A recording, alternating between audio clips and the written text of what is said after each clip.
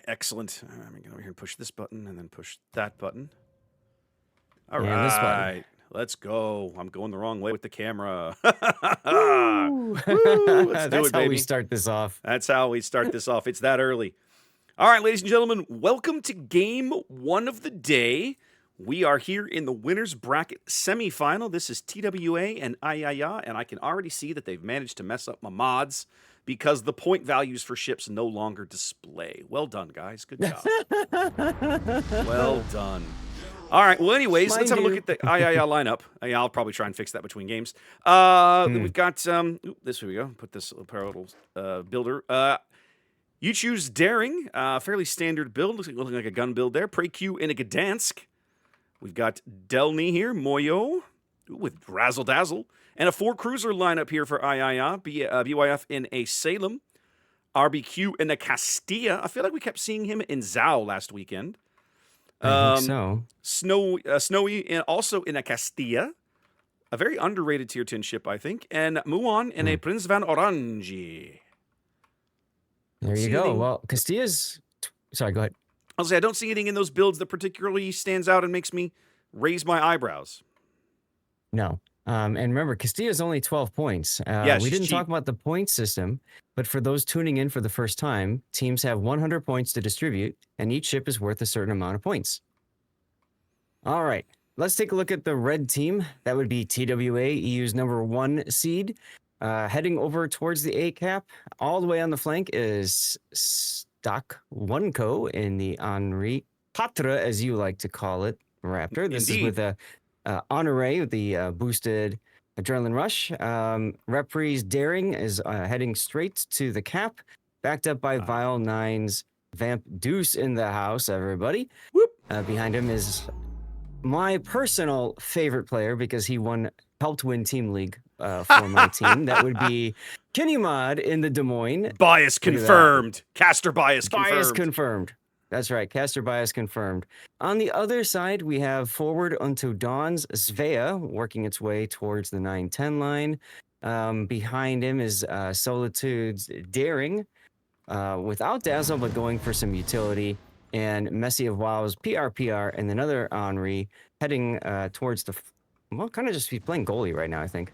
About to get very exciting here. Hope everybody counter radaring each other here at A.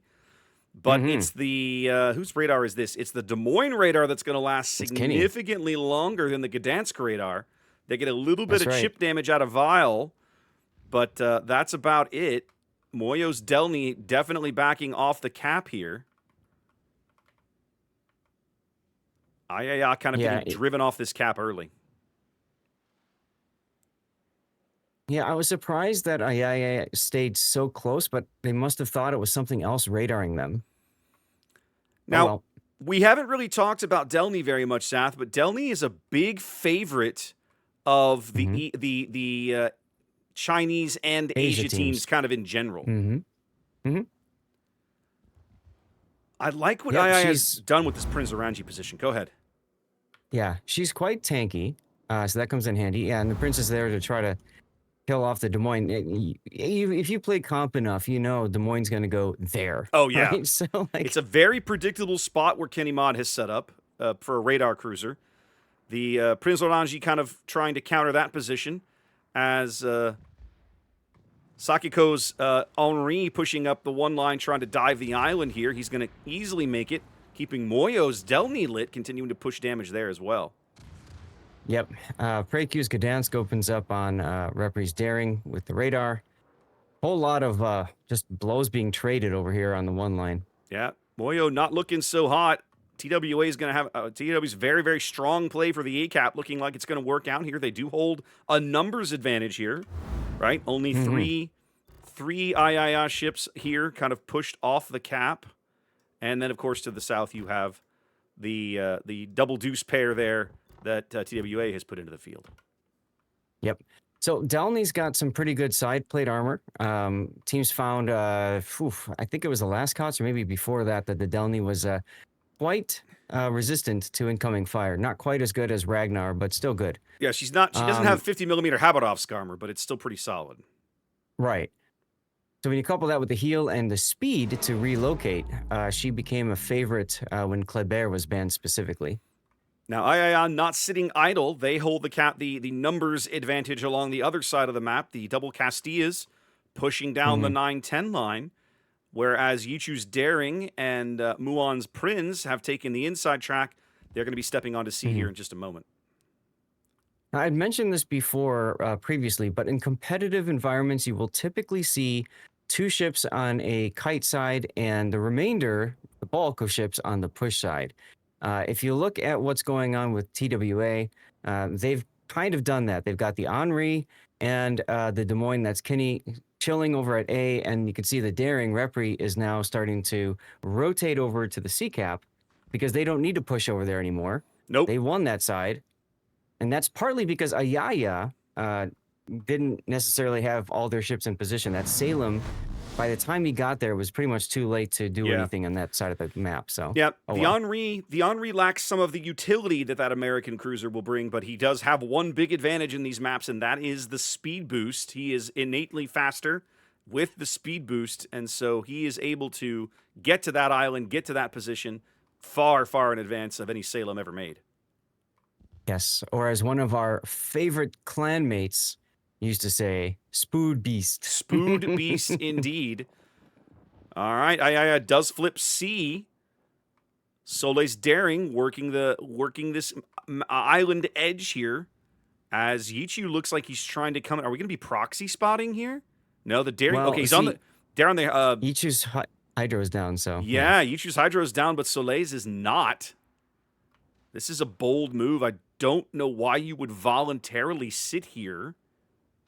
Well, so I think AYAYA's plan is get the ships on the flank that could shoot him. And, they're just running Yichu into proxy spots. See, Solitude's being forced back now. He's going to have to give ground. Oh, Solitude. I just caught it. There it is. Yep, I see the name now. Yeah. Yep, you've now got one of the joys of casting tournaments is when players change their names. Yes. Well, and sometimes they do it specifically to troll us, which is always hilarious. Yes. BYF Salem now pushing Zath, moving up down the 1 line. I'm a little surprised at this, giving Kenny Mod his flank like this. He's both Des Moines class cruisers trading AP blows here. I don't think BYF was expecting to see Kenny Mod there. I mean, I thought they pretty well knew where Kenny Mod was. Maybe not. I guess they thought maybe they'd pulled him completely out, and he was unexpected. BYF stopping in front of these torpedoes. He's got a gap if he can get his engines ticking, but he's a long way from his heel. I don't think he's going to survive this play. Remember, Salem can only choose to take the T-Rex radar or the hydroacoustic search consumable. Can't take both like Kenny Mod's Des Moines. Yep. And yeah, that will be first blood for TWA. Yep, bit of an unforced error there. So you think you basically think that they had lost track of Kenny, weren't sure where he was, and he surprised them by being in that spot. They had to have lost track of at least one player over there and thought, okay, maybe we can make a play because, I wonder if Moyu's Delny was a little late in getting there too, and they just didn't time that push properly. But I get the feeling like they thought more of TWA had rotated over. Even I commented that before. I thought that they left 2 ships there. I didn't see Vile's Vamp Deuce over by Stockiko's Henri. Well, AYAYA now putting all of their eggs in this basket here. This C push has to produce results for them. They need the cap, and they really need a kill to get back in this game. RBQ, apparently the pick target now is these Darings are just brazenly open firing him. No smoke, no nothing. Part of that is because Forward Unto Dawn is decently chunked down in his Svea, although he does have the smoke available for now.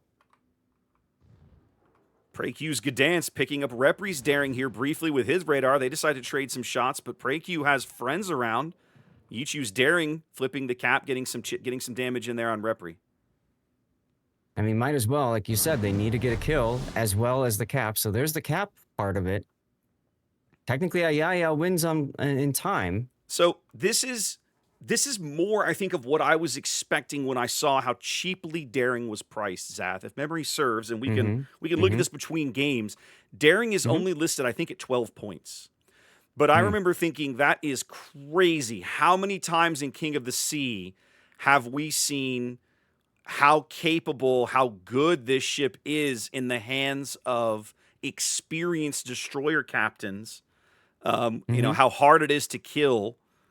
And speaking of, Repri now caught out of heels, and he is absolutely going to go out of this game. And that's a big kill for AYAYA, and they needed those points. They did desperately. However, Yichu opening up is going to put him in trouble for a little bit till his smoke comes back. Oh, it's actually up right now. Why aren't you smoking?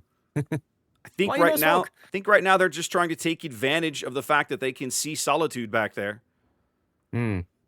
It's going to get spicy. Castilla shells. TWA not been idle. They've now pushed through the A-cap. Viles, Vamp, Deuce, Sakiko's Henri now starting to possibly put pressure on this B-cap up here. They've rotated Muon back north to help receive that push when it finally shows up. And Kinney has finally pushed through the middle of the map. I think this is what the play they were expecting earlier, that Kinney kind of just took his time on, that then ended up costing them the Salem. Yeah, if that Salem hadn't pushed at that moment and essentially donated, this might have been a little bit different there. Would have at least helped keep forces over at A more. Kinney just absolutely savaging Preq's Gdansk here, but it's the Henri Messi from the south that gets the kill. Yeah, we got a little Dutch oven action from the Prince van Oranje coming in. Doesn't do too much. Very, very, very good heads-up play by TWA and Kinnymon here. Realizing the map was open, realizing that how impactful that Des Moines could be. I can't see point value, Zath. I think that Des Moines is the most expensive ship on their team. Am I wrong? Des Moines is 19 points, tied with the Svea. The Svea. Okay. Well, it feels to me like they've 100% gotten, I mean, they've absolutely, unquestionably gotten their value out of Kinnymon. Yeah, well, yeah.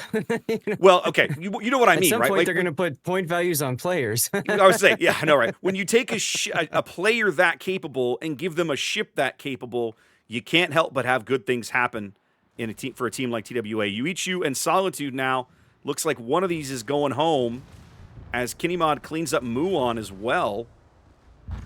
Yep. And now it's all over but the crying. 8 seconds to go. Yep. And I have to think about who I want for my death pick. AYAYA's push down the 8-9 line never really bears fruit. They do own C in a couple of brief stints, but TWA holding firm and looking great here in game 1.